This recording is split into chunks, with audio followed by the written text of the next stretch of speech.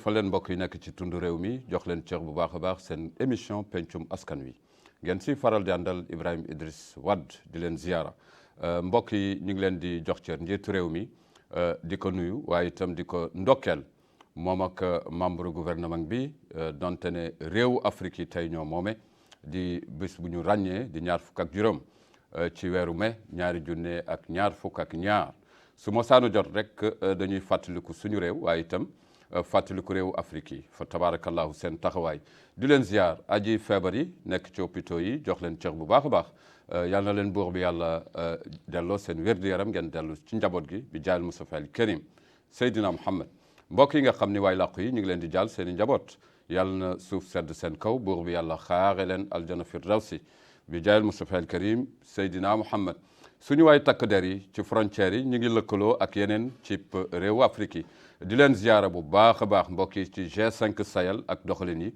yàlla na lépp antu mu jëm rek ci kaaraange askan wi ñu xëy am Afrique bu am solo waaye tey nag mooy jox cër aju ndaw yi la société civile ku jub langue politique yi jox leen cër bu baax a baax mbokk yi ca ëttu ndaw réew mi di leen ziyaara bu baax a baax jox leen cër mbokk yi am di jàmm yi tey nag ñu war ubbi xët wu am solo ma jàkkaarloo ci ak ñaari as ndaw yu am solo yoo xam ni ràññee nañ leen ci réew mi waaw ci réew mi fa tabarakallahu di yëngu ci lu bare bare ci yenn ci kuréel yi kenn ci ñoom Babacar Cheikh Yacoub Babou di ko ziara muy un jeune entrepreneur waaye itam am jogteef yu bare yi nga xam ni mi ngi koy jëkk ci doxalinu réew mi mu am solo surtout ci fànnu ndaw yi di ko ziara di ko dalal jàmm fa tabarakallahu Baye Oumar Niass kii nag damay taxaw ci moom tuuti fa tabarakallahu ndaxte nekk na koo xam ni ku ñu ràññee la ci aju ndaw yi waaye itam ci lépp loo xam ni moo jëm ci dans le secteur de développement li ñuy jox yoonu koom Baye Oumar Niass ak rawatina ak jàkkaarloo bu am solo tey jii defe naa ni dinañu jukki yenn yu bari yi nga xam ni mi ngi ci biir ndaw yi waaye itam yëkkati kàddu ndaw yi ba ñi nga xam ni ñooy décideurs yi mën cee jot bi jaayal Mustafa al Karim Seydina Muhammad ñu xëy am réewu Mauritanie boo xam ni mën nañ ko yóbbu en compétition par rapport ak lii xew ci yeneen réew ak yenn ci système économique yi ak taxawaayu ndaw yi mu am solo lool fa tabarakallahu Ahmed Taleb di ko ziyaara bu baax a baax di ziyaara Mohamed Hafed jox ko cër Mohamed Salah également ñooñu ñooy suñu ay caméraman réalisation ñu am Mohamed Tra le grand frère mbokki suut ak mbokki régie di leen ziyaara bu baax a baax mbokk yi am di jàmm yi damay dalal Cheikh Babou di ko ziyaara maître asalaamaaleykum wa rahmatullah wa barakatuh na ngeen def yéen a ngi si jàmm maa ngi rafetlu invitation bi tamit di souhaiter bonne journée à l'Afrique que yàlla dafi jàmm yàgg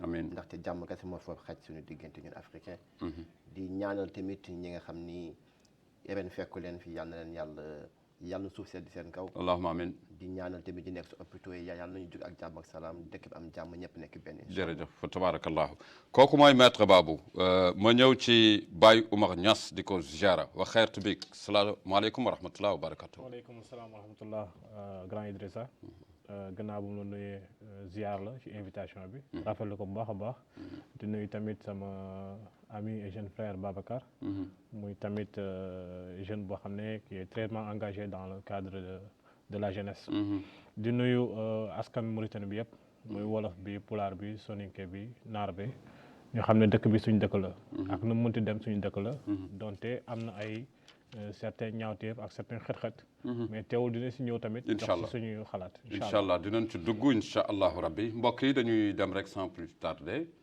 ci waxtaan wi ndax am na solo lool bu ñu amee tey ji chance ndaw yi rawatina ak les décideurs yi nga xam ni itam jàpp nañ ni am nañu expérience ci situation ndaw réew mi loolu mbégte la tey ji ndaxte dama koy faral di wax il faudrait que communication bi jokkalante bi nekk loo xam ni lu yemb la généralement loo gis mu ndóol rek ñàkk jokkalante la mbokk dafay soxla waaye ku am soxla ak mébét jukki ko ngir ñi nga xam ni ñoo ko war taamu ko faj ko ñooñu jot ci réew mi jëm kanam maître Babou yaa ngi wax li nga xam ni mooy ëllëgu ndaw réew mi naka nga ko gisee.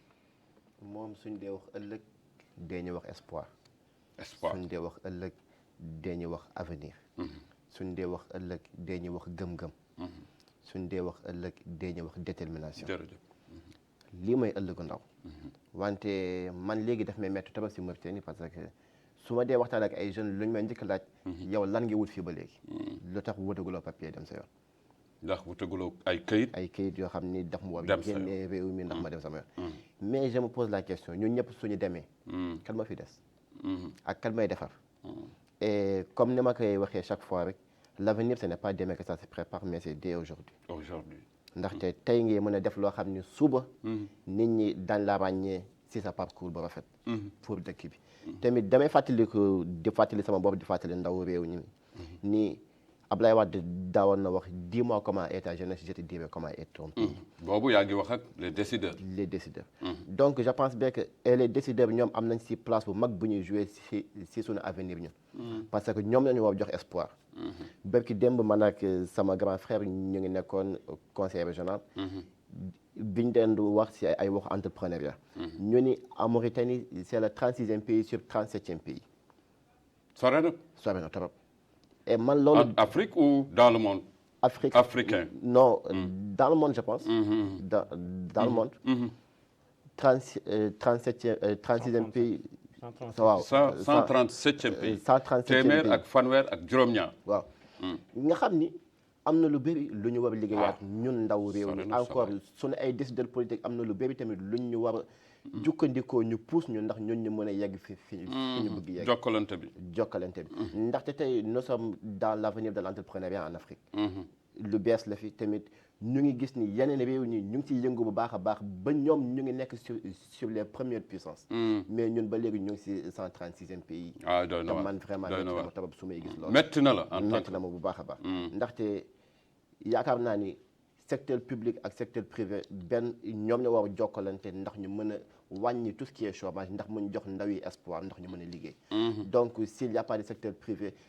secteur public bi mënul jël ñëpp en charge moo tax ndaw yi di am désespoir pour génn dëkk bi dem feneen. yaa ngi wax yenn ci xeetu investissement yi ak yooyu il faudrait que ñu ñame ko ci réew mi foofu nga gisee ni dafa nax saay moo waral tax ñu egg ci rang boobu nga xam ni tey ji en tant que jeune neexu la ci réew mi neexuma ci réew neexu la tamit maa ngi fàttali sama bopp tamit di fàttali tamit jeunesse bi ni ñun ñoo bokk Mauritanie ñun ñoo fi nekk ñun la suñu ay doom di ñëw ëllëg donc ñun ñoo war a nekk bennoo jàppaletu suñu biir pour liggéey avenir bu dëkk bi parce que l'avenir appartient à la jeunesse aussi kenn mënul wax développement te kenn waxul jeunesse parce que ñun ñoo am force ñun ñoo am la nouvelle technologie léegi ñun ñoo am lépp loo xam ne ay kaaraange yoo xam ne mën nañ si liggéey normal pour ñu yegg fi ñu bëgg yegg mais loolu il faut ñu am espoir boo xam ne suñu ay jiitum réew ñu koy jox ñu jërëjëf yaakaar ndaw réew mi am na solo lool yàlla bu mu tas dinañ ci ñëw naka la am na ay en tout cas am na ay yoon yoo xam ni fa tabarakallahu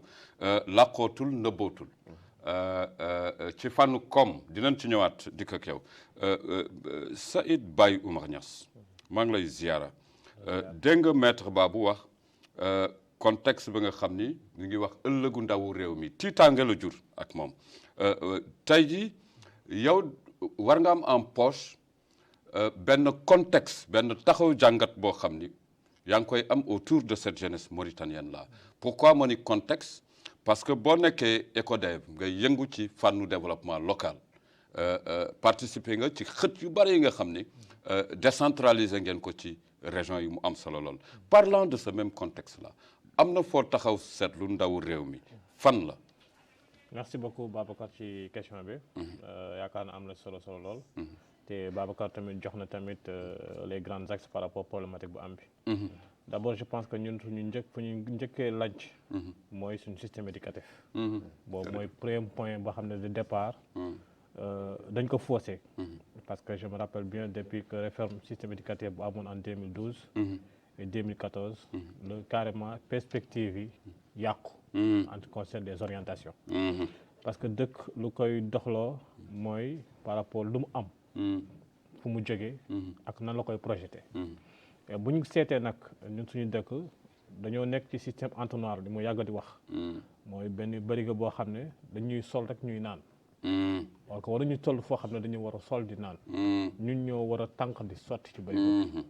parce que lu ñu am li barrière bi mu ngi tegu maanaam disponibilité bi opportunité bu ñu am yëpp suñu dëkk main d'œuvre qualifiante bi amu fi faaw ñu jeegaani ko li réew mi laaj li réew mi laaj ci fànn koom ci fànn koom faaw ñu koy jeegaani boobu pertement la ci ñun or que suñu ndaw yi war na leen orienté ci secteur boobu soo mën na ci développer après ci cadre comme effectivement beneen bi mooy lan ndaw ñi amatuñ ay repères wala même fekkee am nañu ay repères yi néew nañu parce que jokkalante bu waroon am entre mag yi ak ndaw yi amatul boobu benn la dans le secteur fànn yi ñëw jël yëpp muy ci wàllu nguur gi muy ci wàllu société civile yi muy ci yeneen secteurs yi parce que je pense que gis-gis yi du mënu bokk du tax parce que soo nekkee mag am nga déjà ni nga mooñoo par rapport sa système éducatif à la base ak fi nga toll ndaw ñi dañuy ñëw am nañ yeneen aspiration am nañ yeneen gëm-gëm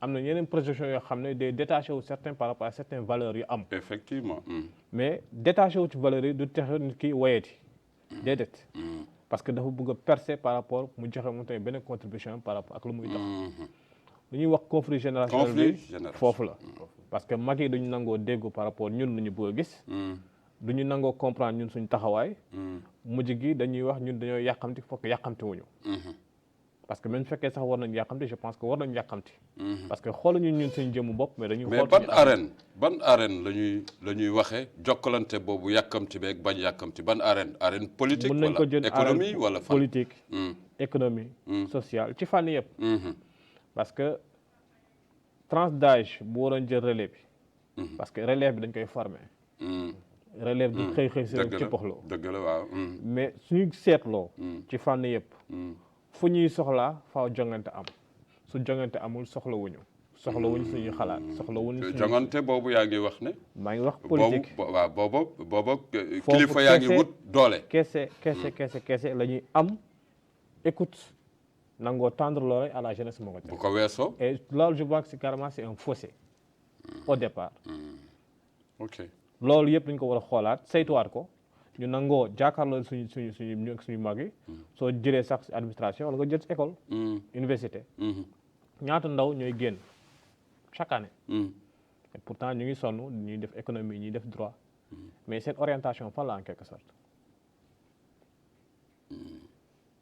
économie parce que amul niche économie yoo xam ne déjà am na mais exploité wuñ ko tey pour nga wuti stage ñu ne la faa nga indi expérience 3 ans 4 ans yow mi door a génn léegi université fa nga jëlee expérience boobu ñu bëri tamit du nangoo rabattre wu ci mouvement associatif boo xam ne dañ koy négliger wala dañ koy tuutal société civile expérience bi foofu la en quelque sorte et pourtant am nga kuréel boo xam ni foofu laa commencé tey su ma amee yeneen bunt sax déjà dama am nangoo wàccee sama bopp ci organisation de la société civile parce que maa ngi fàttaliku ba ma paree jàng ñëw ma commencé nekk ci mouvement associatif ñu teg benn kuréel ñu may gis may wàcc mbedd yi di bale di tonni fii ay mbalit di xëcc ay xale ndaw di leen jàngal ñu ne ma kii amul lu mu bëgg amul avenir en quelque sorte est-ce que parce que duñ la sonn ci yow investir yow nga ñëwaat amul leneen looy def lu dul nekk ci mouvement associatif bi doo dem xool liggéey mais liggéey amul en quelque sorte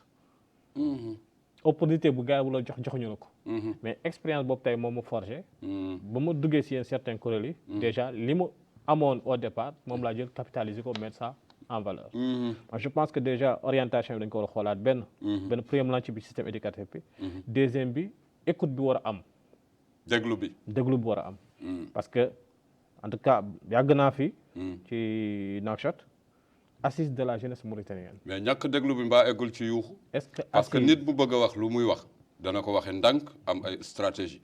da nga ma bëgg a wax ni ci yuuxu ngeen toll te waruloon. non yuuxu je pense que yuuxu nañu yuuxaat parce que su ma fàttaliku la marche M16. 16 avril 2016. organise fii benn marche bu rëy. mais finalement nit ñi wuyewuñu nu ñu war a wuyee parce que lan dañoo ragal. te marché wuñu pour marche. dëgg la. ci orientation boobu. pourtant ay kuréel ay ndaw lañ. ñu pare seen jàng ñuy jàngul. ñëpp lañuy jël. toog ay weer di liggéey ci programme. ci orientation par rapport aspiration jeunesse mauritanienne. bind benn document. benn plaidoyer. ñu soumettre ko présidence. soumettre ko ministre de la jeunesse c'était au temps de Hamidou Djibril. ñu ŋànkuñu pour ñu bañ a génn gañ wax. or que ñun. je pense que waxuñu pour suñu bopp. ndax pour réew mi. amuñu mandat pour parler au nom de la jeunesse. mais je pense aussi on a le droit de parler au nom de la jeunesse. dëgg la. parce que au moins am nañu benn fu ñu mën a waxee. am na ñu mën a dégg. ñu mënul wax ñi tamit dañ leen di waxloo en quelque sorte. donc loolu je pense que plaidoyer boobu. et pourtant c'était sur plusieurs orientations. effectivement. buñ ko bëggee soumettre pour ñu jokkalante ak ñun. ñu wax leen fa lañ bëgg a yëm. gëmuñu. nanguñu ko. mais 2 ans après. li ñu waxoon li loolu lañ jël appliqué sans ñun. gis nga de. donc ce qui fait que des fois. sans yéen. sans ñun. et pourtant jox ñu lépp. parce que dañoo junj rek. parce que nee na soo joxee lépp. nit ki mun na la war te dommage que fii Mauritanie déjà amul propriété. il faut nga am ay ñamelaq. tout à fait. donc loolu beneen fan la. en tout cas ba mu toogee fii ba léegi. ci dëkk bi. assise nationale de la jeunesse mauritanienne musul am. musul am et soxla ngeen ko. et je pense qu'il le faut. réew mi soxla na ko xam ne faaw assise nationale de la jeunesse. réew mi soxla na ko. te tamit bañ na ko ba jour ba guddi boobu ñoo si doon waxtaan bi ñu man ak yow. maa la doon wax ñun dañu manqué loo xam ne mooy rencontre jeunesse toog débattre 3 jours 72 heures de la jeunesse mauritanienne pourquoi pas. mun na am ñu jóge bàyyeekoo ci région yi. ñëpp ñëw sa gane si. ku nekk indi. jafe-jafe yu nekk sa biir terroir. ñu xool na la déjà sax am naa si benn piste de solution bu mooy recommandé. je pense que ça sera à la fin de l'émission. incha allah effectivement maa ngi koy tuddee plan Baye Oumar Niass après léegi ñoom ñooy xool. incha allah nan lañ koy réaliser incha allah maître dégg nga mu wax yenn ci blocus yi. natt na tey ji fi nga xam ni foofu la ndaw réew mi toll. vision la. mais moom dafa tudd lu mel ni conflit de génération. yow tu te sens bloqué par ñi nga xam ni ñoo la mag yeneen génération dan la da nga fattu en tant que jeune mauritanien ci yenn ci fànn yi nga xam ni daal moom nga gis ni mooy sa yoon. dama fattu bu baax a baax. benn mooy ministère de l'emploi et de la jeunesse. soo fa duggee ñan nga fay fekk ñu am 70 ans 75 ans. Assemblée nationale soo fa duggee ñoo fay fekk ñu am 75 ans 70 ans. et ces gens ils sont là pour prétendre défendre la jeunesse alors que ñoom xamuñu sax jeunesse bi lan la ñu soxla sax. loolu rek fàttu bu mag moo nekk noonu. est-ce qu'il n'y a pas des députés jeunes à l'Assemblée nationale il y en a bien sûr wala bariwul. bariwul mën nañ ko compter ñaar ñett. mais nag yow waxoon nga benn mbir. fii du ma ko fàttali dama la koy fàttali léegi. da nga ma waxoon ni ma mën nañu alterner ñaar yi. da nga doon woo ndaw yi pour ñu def politique. sans cela yenn yu bare du dem. mais est-ce que sa appel boobu moo taxoon ndaw yi bi nga gisee ni ils sont pas pleinement représentés à l'Assemblée nationale. ba mu jur ay blocus loolu moo tax nga yëkkati woon kàddu yooyu. waaw tamit. vous n'êtes pas représenté la jeunesse n'est pas représentée. n'est pas représentée la te tamit xam nga nit kuy def politique. nekkul ak am naa xaalis damay def politique. le vrai politicien mooy ku jóge ci société civile dem yéegi ci politique. ndaxte kooku xam na lan mooy problème askanam en fait. liggéey na ak askanam avant mi nekk politicien. te tamit kooku du nekk politicien mais kooku dafay nekk patriote. man noonu laa gisee jàngat boobu wante képp ko am xaalis koo xam ni dafa investir xaalisam ndax dugg assemblée nationale kooku 90% nekkul problème mu ndaw yee ko yóbbu. wante problème mu nan lay gañewaatee chiffre d'affaires. te loolu moo am investir pour yow loolu moo am te moo te ni loolu mooy 90% li fi am.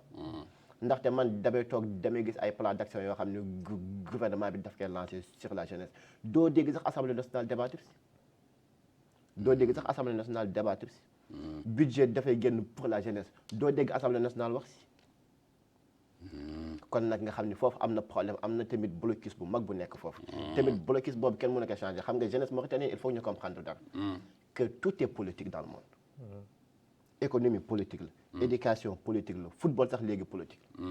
lépp politique la donc nekkul politique non politique mooy le vrai politicien c'est celui qui a une vision de changer une situation. une cité.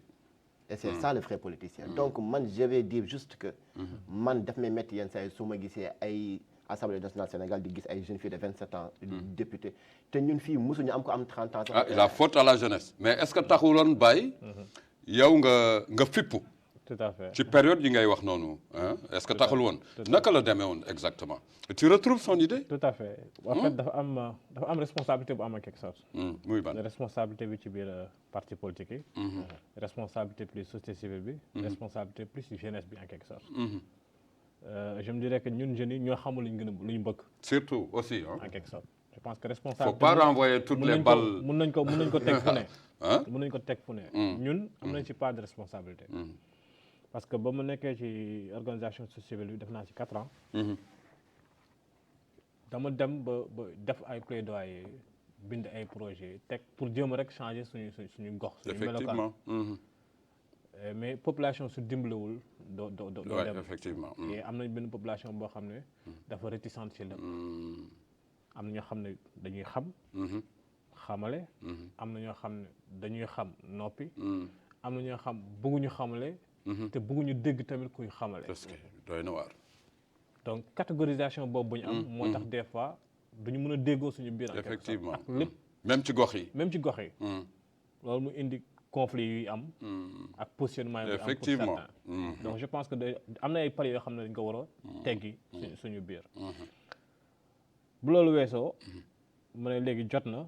ma bàyyi société civile soobu ci politique. parce que je pense que avant sax ñuy wax élection 2018 yi. 6 mois à l'avance def naa déjà sama déclaration effectivement. ma ne jeunes yi jot nañu lancé wu.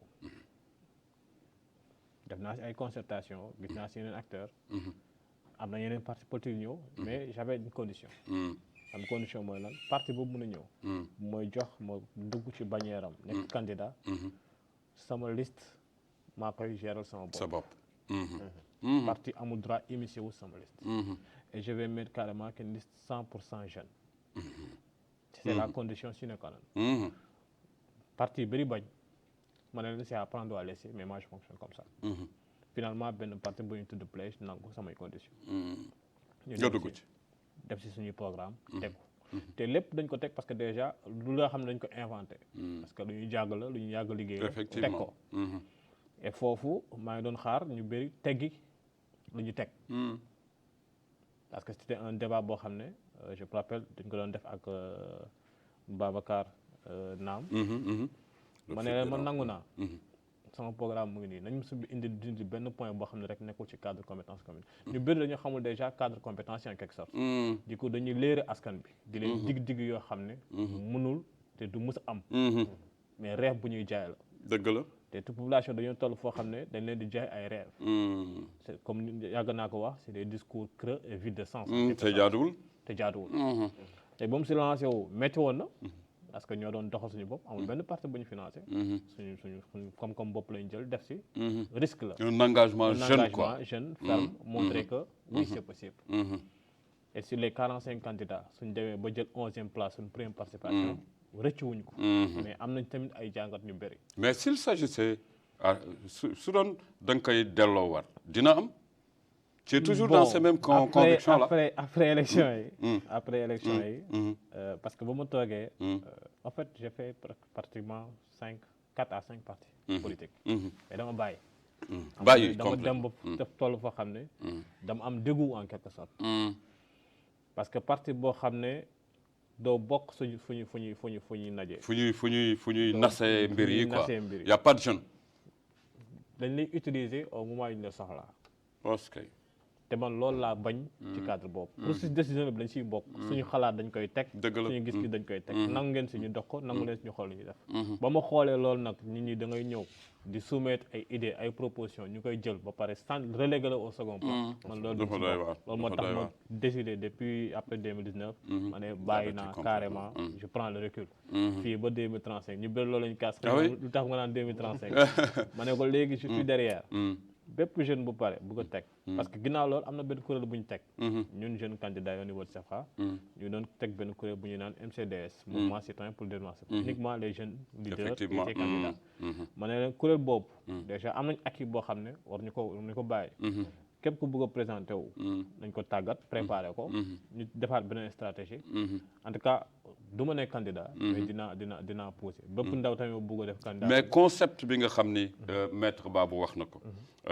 tu y adhères d'accord nga ci il faudrait maintenant que ndaw yi comprendre ni boo demul ci instance politique de décision yi par la politique doo dem gëm nga ko. maa ngi am na benn phrase bu ma doon wax. muy ban. instant yi ma doon juste lancé wu ci cadre politique bi. ma ne leen soit vous faites de la politique soit vous devenez sujet politique. le sujet politique. parce que amul leneen loo mun a mooy. te nekkul politique. éducation politique la. santé politique la. économie politique la. emploi politique la. environnement politique la. bépp zone boo mun a jël politique la. mais dafa am la politique am le politique. La politique mooy discours creux vide de sens bi vente de rêve bu ñuy def bi démagogie bi trahison bi c'est ça la politique man loolu bokkul sama conception man sama conception c'est le politique le principe la communauté et les mots de la communauté. changer la cité am ay gis-gis yoo xam ne parce que su fekkoon rek alal la wala console dem nañ bu bu yàgg beneen affaire la mais suñu le concept le politique boobu loolu tax mooy bind à chaque fois su mooy def samay article un éternel incompris parce que je suis du côté de politique donc loolu nag laa bëgg a ji ci ndaw yi mooy pour ñu dégg la ñu xam réellement dégg la jëfe ko voix baa ngi nii effectivement alternative nañu mais tamit alternative boobu war ñu ko sàgganee parce que le conflit d'intérêt suñu ego tamit surtout ñun parce que dañoo am ego boo xam ne bu surdimensionné parce que du question man kii moo jiite war ma bokk déedéet faa ñu am esprit détachement tamit ñu xalaat communauté bi ñu def communauté bi en avant je pense que loolu suñu si tënkoo rek dañu am fu ñu mën a egg ba changer situation dëkk bi incha allah dinañ ci delluwaat au niveau de ta commune mais aspect économique aussi ak développement yéen yi nga xam ni moo ñuy permettre ñuy am dara surtout dans le milieu jeune mais maître bu ñuy wax ci fànnu blocus jafe-jafe yi nga xam ni aju ndaw yi bàyyi jaar na ci léegi ci yenn yi mais yow da nga ko porté comme combat nga jukki yi nga xam ni mooy blocus yi mais boo ciy jaar exactement ci blocus yi exact yu am ci fànn yëpp au niveau de la jeunesse lan ngay wax. blocus yi su fekkee dañ ko fi nab si te tey kenn du fi jóge. il faut parce que mbir dañ koy joytu. tout à fait. man tamit chaque jour ma joytu ko en 2019 defoon naa benn vidéo mooy jour bi ma gisante ak ministre de l'éducation. et defoon naa vidéo ba ngi Facebook. là-bas j'ai parlé du changement de système éducatif. c'était en 2019. mooy instant bi ñu waxee ni ko amul 25 ans du dem université ko am 25 ans dem université. foofu junj woon na l'entrepreneuriat ci biir système éducatif. ci biir système éducatif wallahi. même au niveau de l'école primaire secondaire am na réew yu koy def junj woon naa si tamit pourquoi nit ki toog fii def plus de 30 ans d'études ñëw toog seen kër amul liggéey alors que ñun fii am nañu espace ba nga ne si biir Mauritanie normalement yan saa yi man je me pose la question comment Mauritanie dëkk bi ak ni mu mel yëpp ñaari université la am tuuti na lii rek blocus la parce que suñ dee xool cadre jàngale bi depuis 2 wala 3 ans bac dépassé wul 12%. loolu lan moo ko waral la jeunesse le système. point d'interrogation. tamit xam naa kenn du nangu ni moom moo ko kii. wante man foofu je vais blâmer tout ce qui est le système. parce que nit ki mënul nekk Nouadhibou. ñëw Nouakchott. nit ki mënul nekk Kéhédi ñëw Nouakchott. nit ki mënul nekk Néma ñëw Nouakchott bëgg def université. alors que université dafa am ay limites de place yoo xam ne dañ koy jël chaque année. lii problème kese moo fi nekk. si beneen junj bi mooy junj déglu jeunesse bi. ndaxte déglu bi lu am solo. mais ñun malheureusement kenn du ñu déglu. amul conseil amul kuréel lu ndaw yi am na. am na mais. lu ci nekk bàyyi parce que kii cri de cœur bu doy waar lay wax fu ndaw yi amul lu ñu fu ñu waxee pour teg. yenn ci xam-xam yi ak jéego yi. am na kuréel mais kuréel bi légitimité bi moo posé problème. moo posé problème depuis le départ. depuis le départ. parce que sooy def kuréel je pense que au nom de la jeunesse mauritanienne. amul benn dëkk benn gox bu nekk ci biir dëkk bi. wala am représentant. parce que ku nekk bëgg a jiite en quelque sorte. dëkk bu nekk nit bu nekk par rapport li nga am. sa jaar-jaar. sa gis-gis. parce que gis-gis yi bokkul bokkuñu. élection la war a doon. ku nekk xool nan ngay mën a regrouper l'ensemble des doléances yëpp. je pense que région bu nekk su indi woon benn wala ñaar représentant mooy am ay séance de travaux ñu jago nañ si que carrément suñu problème ak lii mu am ay candidats yi détaché wu vote à main levée yombul. est-ce que ñu ne diw la ñu votel parce que diw moo ñu proposé loo xam ne gis nañ suñu bopp ñun ñu dëkk par exemple Koungheul mais du question dañ ko copte nii parce que ce sont des aspirations politiques nga bëgg a am répondant par rapport à la chaîne le fossé et tout da nga bëgg a wax ba léegi mi ngi sooxe dafa te sooxee kuréel tamit bi. moom tamit yàgg na sóore te man yàgg naa ko jooytu si réseaux sociaux yi. tamit dafa nekk loo xam ne il faut que ñu jéem ko xoolaat. le conseil.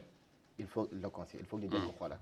parce que su ma jóomul seen mandat jeex na depuis 2017 xaw ma depuis 2018. oui mais ba tey ñoom ñoo yore si. ñoo fa ne.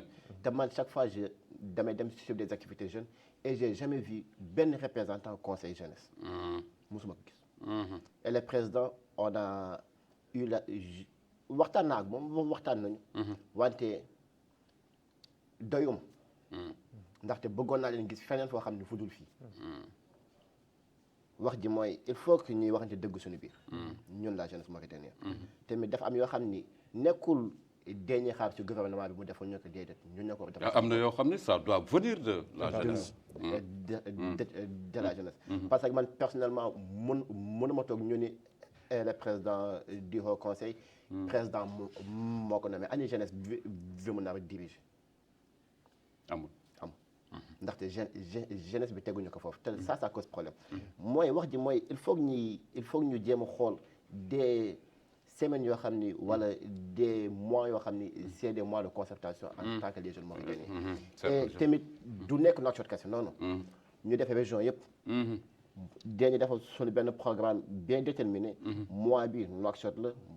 après mois bi su topp wala bi su toppaat ñu jël beneen week-end ñu dem si yeneen gox-goxaan yi parce que gox-goxaan yi tamit soxla nañu ñoom tamit ñun kese nekkuñu fi am na ñeneen ñu nekk fële ñoo xam ne li ñuy dund moo gën a métti li ñuy dund ñun man alhamdulilah am naa chance voyager naa fu nekk presque si Mauritanie et j'ai beaucoup vu mais jeunesse yooyu noonu kan moo leen di jox niveau d'information da nga ñëw nga laajte mon projet mon avenir bi wax la ñoom xamuñu ko sax ndaxte amuñu information bi yegg si foofu tout ça va être en Nouakchott et ça cause problème. donc man damay wax rek il faut que ñun jeunesse bi ñu jéem a xool nan la ñuy mën a defee benn plan d'action boo xam ne on va travailler sur cela. am na solo Baye en tant que expérimenté qui parle de développement parle aussi de décentralisation. yow nga nekkoon ci gox yi. di fa yaa ngi woon ci la main dans la pâte quoi. booy jukki par exemple. lii nga xam ni maître wax na ki prendre en compte ce qui se passe aussi dans les régions mu am solo boo ñuy jàngatal tey ndaw yi nga xam ni ñu ngi ci régions yi comme fi nga jógee am ci expérience lan nga ñuy wax exactement. en fait décentralisation bu ñuy woote bi à vrai dire parce que comme nee naa la yëpp politique la. pyramide la en quelque sorte. parce que mënoo wax da ngay décentraliser te joxewoo ay jumtuwaay. waaw ay jumtuwaay. parce que décentraliser lu tax ñu teg ay kuréel maanaam lu ñuy wax ay communes suñu biir gox te parce que nguur gi mënul def lépp te mënul nekk fépp moo tax ñu décentraliser indi ay communes pour ñu nekk à proximité des populations qui sont dans nos localités soo décentraliser da nga war a jox ay moyens techniques humains financiers mais ces moyens là ces 3 moyens là ne sont pas réunis en quelque sorte ci communes yëpp ci 219 communes de Mauritanie yëpp yaa les moyens techniques benn wala ñaar nit nga fay nekk. fay fekk uniquement le secrétaire général. parce que moom kese la ñu nguur gi formé. ci cadre communal boo xam ne moom mooy personne ressource au niveau de la commune. tout le reste ce sont des postes électifs. suñu système tamit day proposer ku nekk mun a nekk candidat. nga jàng nga bañ a jàng nga am programme nga bañ a am programme nga bañ a am gis nga bañ a gis-gis. soo mootee âge bi war nga nekk candidat l'essentiel amoon mbooloo. ci ginnaaw. donc loolu nekkul ci conception développement dañoo nekk ci conception du soi surtout développer soi-même au détriment de sa communauté. effectivement loolu faa mu changer. nga jaay sa bopp communauté bi. voilà jaay sa bopp communauté bi loolu nag moo amagul en quelque sorte. beneen bi mooy lan au niveau commune bëri na ay laisser-aller parce que y a énormément de potentialité su ma jëlee par exemple cas Sebkha bi mu gën a xam. Sebkha mooy 4e grande commune de Nouakchott. Sebkha lu ñuy wax unité nationale Sebkha la nekk. foofu la nekk. parce qu'il y a les 4 ethnies regroupées au niveau de la commune de Sebkha. Population ci élection passée 2018 il y avait 49 000 et poussières habitants.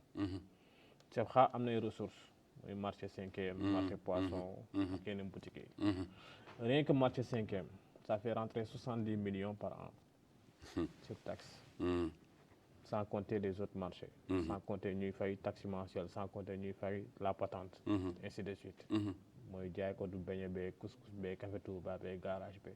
toute cette manne financière là après fan lay delluwaat ci paiement personnel commune.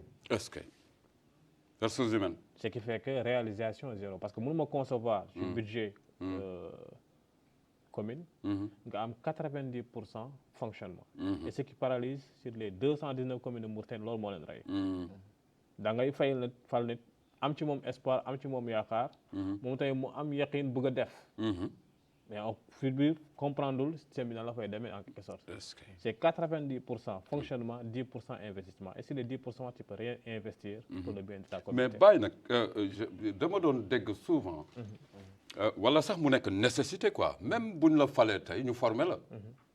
pourquoi pas ah ñu former la permettre la parce que xam nga booy wut ay lenge politique.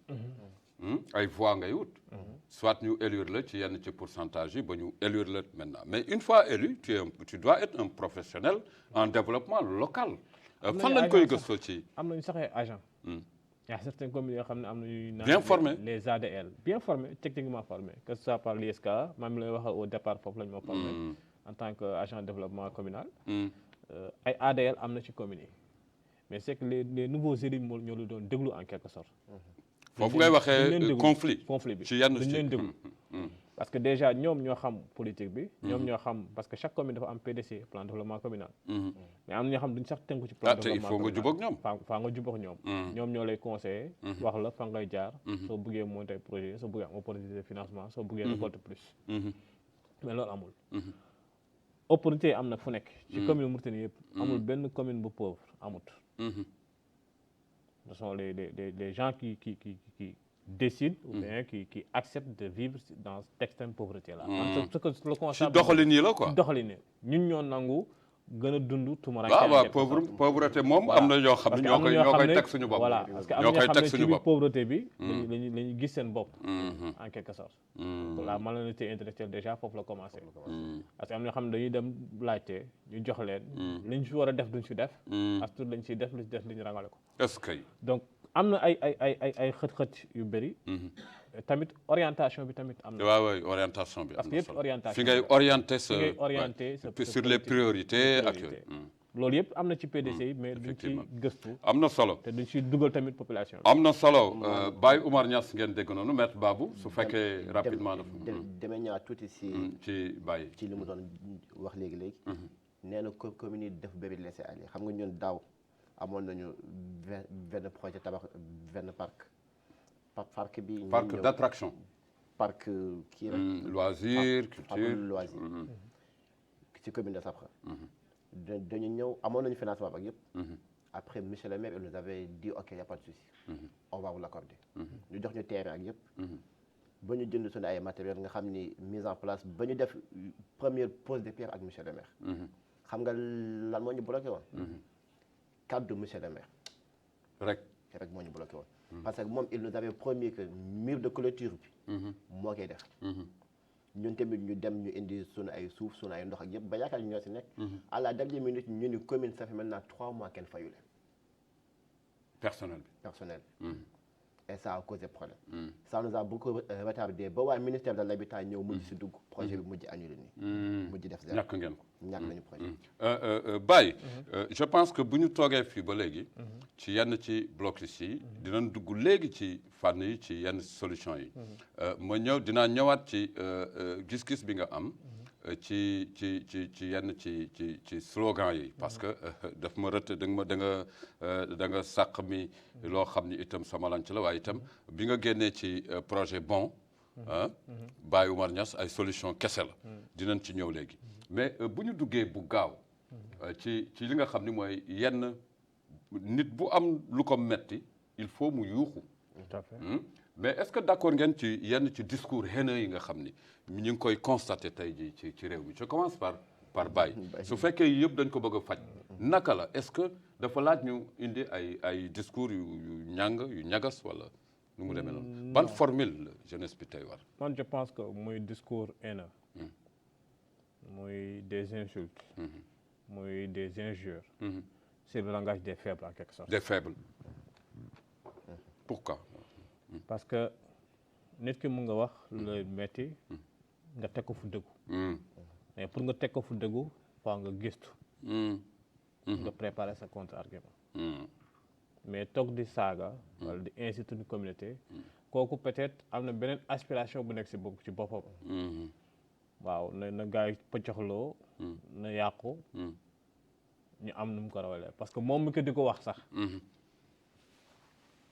parce que fekk réellement góor la gëm na lu muy wax day fekk ñooñu ba seen biir gox sa biir communauté mu taxaw jël ko parleur wax ko su boobaa nag ñu réglé ko jël yenn jumtukaay yi mais loolu du am parce que toog ci réseaux sociaux du wax loolu neex toog sa biir nekk waaw yaa ngi def sa ataaya lekk sa gerte yaa ngi def sa live di saaga communauté je pense que langage faible la loolu amul sa place te nguur gi déjà ku ko def ki tëj nañ ko jël nañu ay matukaay tëj nañ ko déjà loolu déjà doy na leçon ñun tamit ñu éveillé ci loolu parce que des fois le reste de la population surtout des jeunes ñu éveillé ci loolu ñoo xam ne dañ lay inciter parce que nee na am nañu expérience bi marche pacifique de la jeunesse mauritanienne du 16 que tuddee mouvement du 16 expérience yi am nañ ko am ñoo xam ne dañ lay pousse ba nga egg ñu rocceeku ba nga instant xam te amatoo limite suñu la jàppee ràpp tëj dootoo gis kenn ku dul sa papa sa yaay doy na waar Baye vraiment tax ma ne la ñun suñu gëm-gëm des na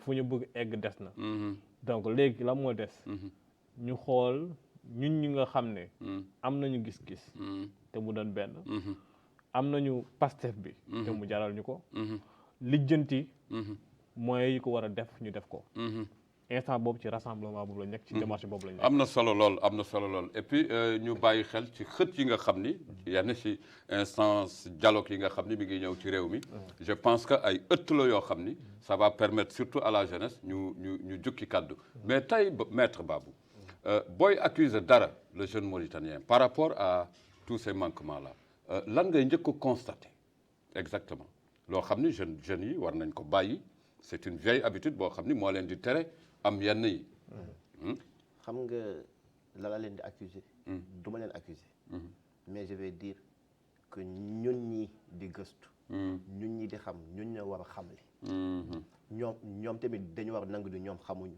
ñun ñoo xam ndax ñu def une forte sensibilisation il faut am ñu jiitu il faut ñu di gëstu am ñu topp nangu topp am ñu nangu topp yàlla moo koy def yàlla moo koy def tamit jeune mauritanien bi dafa manqué loolu ndaxte le jeune mauritanien c'est lui qui connaît tout le jeune mauritanien c'est lui qui sait tout et ça cause problème dëkk su ñëpp xamee jabatul ñuy jàng ko gëstu dootul dëkk su ñëpp mënee jabatul gëstu dootul am jàng dootul am gëstu dootul am jàng dootul am donc man je veux juste dire que ñun on fait de notre mieux sur les réseaux sociaux on sensibilise on dit léegi nag lan moo si des mooy ñoom ñu jàppale seen bopp ndaxte nit ki am na fay toll yow yaay xoolaat sa bopp bala nga naan naam ne fa léegi nag nit ki su fekkee yow bëggaloo xoolaat sa bopp bëggaloo déglu nit koo xam ni dafa jóg volontairement pour mu jàppale la ça cause problème te lii problème lan lay doon mooy problème mu rëy ñun ñëpp Mauritanie la ñu dëkk xam nañu Mauritanie nu mu mel dafa xaw a rëy surtout ma jeunesse bi donc je pense bien que li ñu war a def mooy ñoom ñu xam ni ñun ak ñoom benn lañu nga xam nga bañ xam nous sommes tous problématiques dans le cercle ñun ñoo ko bokk ndaxte suba suñu ay njaboot ñoo fi nekk donc c'est à maintenant que ñun ñu jéem a déggoo suñu biir ñu xool nan la ñuy jub pour tracer la voie am na solo lool le bon là bon boobu BON man daal Baye Oumar daal vraiment il faut que ñu ne tekk déglu ko mu jukkil ñu lii parce que c'est une solution pour l'ensemble de cette jeunesse mauritanienne Baye bismillah ci toute la population même d'ailleurs toute la population d'ailleurs toute la population de la Mauritanie avant loolu damay bëgg a rebondir ci fi mu daanale en fait comme ni la wax sànq rek am na ñoo xam ne dañuy initier am ñoo xam ne dañoo nangu booloo pour initier am ñoo xam ne dañoo bëgg a détaché wu. ñoom rek am na ñoo xam ne. beddeeku quoi. bëgguñu def dara. c'est-à-dire dañoo mere seen bopp. mere ñuy def. tey bëggoo dem te kenn du dem. kenn du dem. beneen affaire bu bon am na tamit. ci suñu jeunesse déjà dama koy wax ñu bëri bëgguñu ko mais. man comme li mu la wax. je dis ce que je pense. après bon voilà ku ko bëgg a jàppee ni nga neexee nga jàppee neex mais man je ne crois pas au libre arbitre. tey suñu communauté lu ko gën a retardé mooy les problèmes de caste. caste yi. non diw moo jiite Xaali Jalla moo jiite non kii pël la. ah non baaxul. non kii toorodo la non kii. non loolu baaxul. même ci biir parti politique yi même ci organisation de la société civile yi. rassemblement bu mënti am soo wootee dañuy naan non kii diw fan la. ah kan la baaxul. du ñu xool diw parce que diw am na gis-gis. diw parce que gëm na diw parce que mën na diw parce que jaral na ko. sacrifier famille mais bàyyi loolu suñu melokaan di nekk suñu blocus. loolu doy na waar. loolu mooy le véritable problème. boo xam ne day gangréné aspect yow mënti jël yëpp ci fànn yëpp. loolu moo bloqué Mauritanie ba to instant ni moo bloqué Mauritanie benn la loolu tax unité nationale bu ñuy wax bi c'est de la poudre aux yeux en quelque sorte coloration la parce que du gëm-gëm en quelque sorte.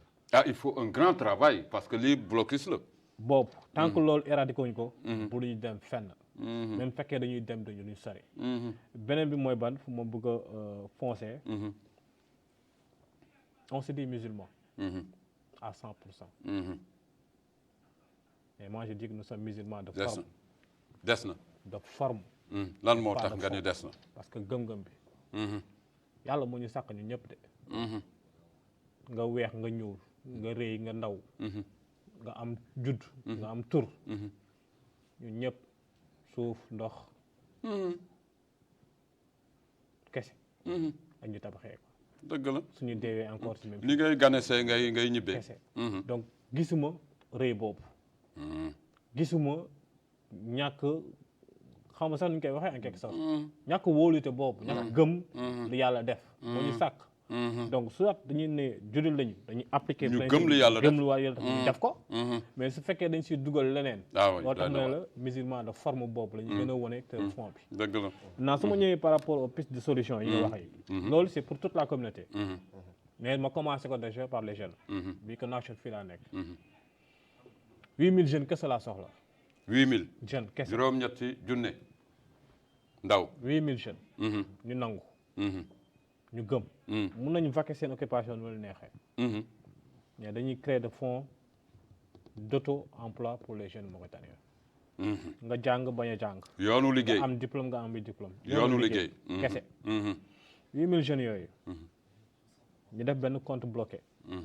parce que chaque kuréel représentant boo xam ne am nga tant de nombre bi nga war a jël. 8000 yooyu suñ ko diviser par exemple au niveau par 5 ou 6 quartiers de Nouakchott. chaque quartier am par exemple. 1200 jeunes. à recenser exemple. yow mi recenser 1200 jeunes boobu. ñoom ñoo la mandaté. yow yaa yor seen signature. keneen pareillement keneen pareillement. compte bi suñ koy créer ñun ñëpp la ñu koy créer. compte bloqué lay doon. ñu nangoo weer bu nekk. su fekkee ñun nii nangu nañu.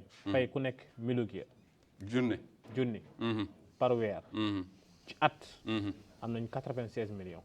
est-ce que. at la 12 mois fukk ak ñaari weer. su fekkee 1000 ouguiya yi dafa cher ci ñoom. nañu fay 500 ouguiya. ça retourne à quoi. à quel investissement 43 millions. ça retourne à quel 43 millions yi. opportunité yi ñu am yi. ci wàllu bay bi chaîne de valeur yi. ci wàllu élevage. yoonu koom yi. ci wàllu conservation. ci wàllu transformation. ci wàllu emballage. soxlatuñu sax muy ministre rek muy député rek muy maire. ñuy jàppale. mun nga demal sa bopp. kon luy xew Ukraine ak Russie duñ ko yëg. ci fànnu dund lijjanti suñu bopp. en tout cas 18% fukk téeméer boo jël fukk ak juróom-ñett yi la ñuy importer lu ñuy jaay lu ñuy defar ci Afrique dafa doy waar ndóol la. loolu kese soxlawuñ kenn. communauté yi mën nañ ko def su fekkee Nouakchott mën ñu ko def ñu ndaw ñi. chaque communauté. muy Rosso waa Rosso nañu jubaloo seen biir. def kuréel boobu teg saytu ko. 8000 ku nekk. 8000 ménages recensé ko. na am registre chaque représentant. dañu jaral en quelque sorte. parce que mënuñu nekk dans l'optique attentiste. di xaar loo xam ne kañ lay ñëw. di xaar nguur il faut que Loolu tax- initiative. tout à fait Oui, loolu tax entrepreneuriat nekk solution alternative en quelque sorte. effectivement. loolu tamit faa ñu commencé introduire ko suñu système éducatif faa ñu développer culture entrepreneuriat faa tamit ñu orienter suñu éducation par rapport ak secteur porteur yi ñu amee oui chaîne de valeur. tey ñu ngi wax pétrole gaz nga doon wax affaire institut amul benn institut buy former fii ci Mauritanie pétrole ak gaz les gens sont obligés d'aller au Sénégal au Maroc pour étudier waaw loolu moom war nañ ci jóg. or que très bientôt on va vers l'exploitation ah oui vraiment. on fait comment on sera obligé encore d'exporter avant la fin de l'année. En des décembre normalement. personnes et utiliser notre population comme main d'œuvre ba pare di ko fay ay prix yoo xam ne miettes pour ñu donc je pense que cette conception de développement dont on dit là am na il solo faut qu'on revoie ça ñu qu'on xool revoie ko ça à la base. ñu xoolaat ko à la base am na solo lool ñu ngi ñuy wax ñu juróomi simili donc juróomi simili yi dama koy teg rek ci lu ngeen bëgg a jukki te ngeen gis ni amal na njëriñ réew mi kenn ku nekk si yéen jukki ko mu am solo lool am naa ci yaakaar maître Babou. man damay wax rek nii réew mi benn bopp la kenn mënu ko xaar ñaar tamit su ma dee waxal réew mi waxuma ak mag yi man xale yi lay waxal ndaw ñi lay waxal parce que man ndaw ñi ñoom ñoo am loo xam ni mag yi amuñu ko mais ñun ñoo ko bañ exploiter suñu biir tey man dugg naa si agriculture damay jéem a bay loolu lu tax may bay ndaxte dama xool ni sama dëkk lépp dafay jóge extérieur ñëw da nga koy jéggaani. dañ koy jéggaani te sama économie dëkk stableul ba léegi te bit mbay bokk na sur les secteurs du développement l'agriculture.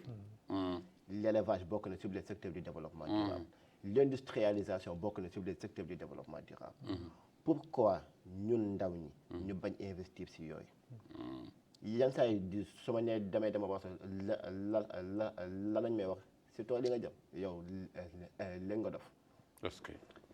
te loolu man daf may manqué de motivation wante alhamdulilah que je me suis entouré que par des personnes yoo xam ne ils m'ont toujours motivé de faire ce que je pense moo tax moo continuer si loolu wante tamit il faut que ndaw ñi tamit jël seen responsabilité si benn côté il faut que ñu formé wu il y a trois choses yoo la xam ne formation il professionnelle. faut que il y a trois choses yoo xam ne nit ki il faut que mu def ko soo bëggee taxaw fi ñëpp di taxaw apprendre comprendre entreprendre ñetti choses yi nit ki su ko dee def kam waxuma leen ni du gis boppam fenn wante kam dina gis boppam fu incha allah incha allahu rabbi am naa yaakaar ni ndaw yi dégg nañ la Baye Oumar ba xeert bi que say kaddu yu mujj.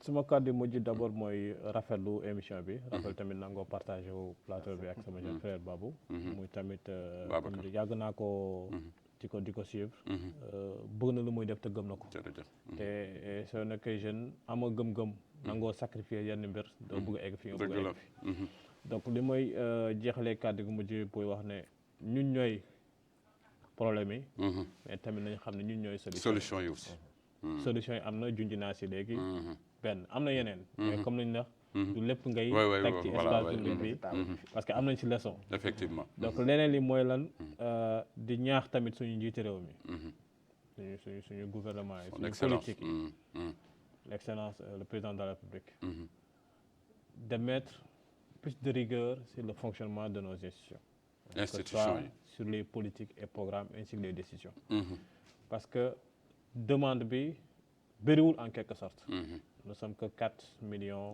300 habitants et potentialité bu ñu am au niveau des jeunes au niveau des femmes c'est potentialité inexploitée là et je pense qu'il faut réorienter les programmes vers ce secteur là faciliter aussi les procédures yi mettre en place des mécanismes de financement souples pour les jeunes parce que wax nañ ko keroog tamit ci amoindrir les garanties les garanties permettre à ces jeunes là d'entreprendre quelque chose d'être accompagnés ñu bañ a tamit fàtte les gens qui sont des nii c'est-à-dire ni études ni qualification et je pense que nous sommes à un stade où nous avons énormément de jeunes qui sont en déposition scolaire. Ces jeunes-là ne doivent pas être carrément en abandon, sinon nous allons carrément tergiverser vers la délinquance et vers d'autres aspects, ça risque carrément de nous nuire.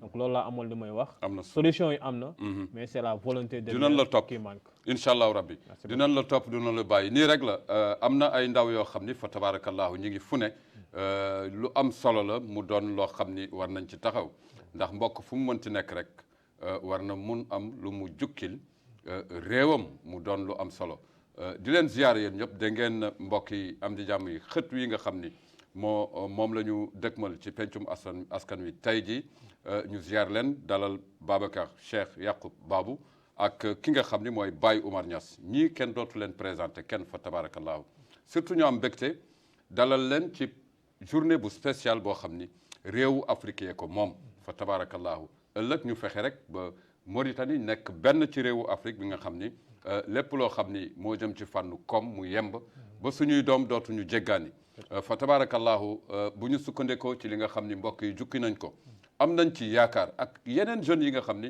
ñu ngi nekk ci gox-goxaat yi ñu war a dem gëstu naka la ñuy taxawee ak kenn ku nekk loo xam ni boo ko yëkkatee mu doon njëriñ ci réew mi mu am solo lool mbokk di maître Babou mi ngi may wax ne nañu commencé former gune yi ci école yi loolu am na solo parce que buur bi yàlla mooy maye man de gis naa ay ndaw yoo xam ni 10 ans 11 ans yoo xam ni ñu ngi jukkil seen bopp lu nga xam ni buñ ko toppee mu jur njëriñu réew mi te ñu ngi ci bérébu l'école yi nañu dem dénicher ce talent là am na solo lool di ziar ñëpp mbokk yi am di jàmm yi chaîne de valeur yi lu suñu koomu réew orienté ci aji ndaw yi dana fexe ba lépp loo xam ni mooy jur suñu autosuffisance alimentaire mu yemb fa tabarakallahu ñu ngi koy sant yàlla DJ Kadian ak DJ yu la ñuy ziara ñoom fukki fan ak juróom-ñett ca Rosso dinañu mandargaal bésu communication bu am solo di ziara mbokki Rosso yëpp jox leen cër soxna Khadija Mama Fanta ca Richard Toll ak tunduwaalo yi ñu jox leen cër aju baykat yi ñu ñaanal leen buur bi yàlla fépp fu ngeen bëgg jëm ci bay di dunde ñu egg fa incha allahu rabbi avec l'apport de notre ministère chargé de l'agriculture fànnu mbay mi am na solo lool ak yeneen yi Baye Oumar jaar na ci mbokk yi am na jàmm yi Ibrahima Idriss la woon seen émission pencum askan wi àllarba bu jot fukki waxtu ak benn jàpp fukki waxtu ak ñaar yàlla nañu ko buur bi yàlla di may à chaque fois fa tabarakallahu waxtaan ak dégg wala ak topp bi jaayil Mustafa al Karim Seydina Muhammad mbokk yi am na jàmm yi assalaamu aleykum wa rahmatullah wa barakatuhu